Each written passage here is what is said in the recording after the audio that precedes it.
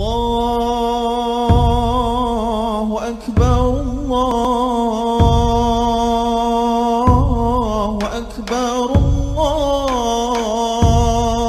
Allahu Akbar.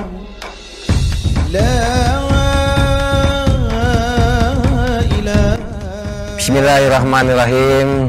Assalamualaikum warahmatullahi wabarakatuh.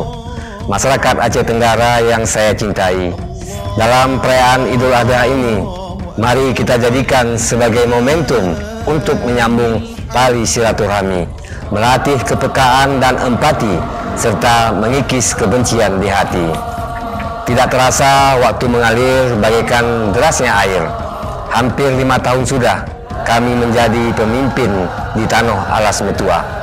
Ucapan rasa terima kasih dan permohonan maaf yang tak terhingga. Semoga silaturahmi kita tetap selalu terjaga.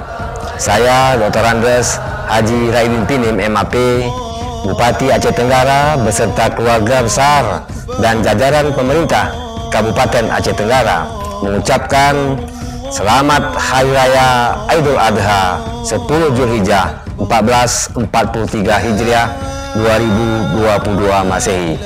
Pada kesempatan yang mengembirakan ini, izinkan saya mengucapkan harapan serta doa bagi kita semua.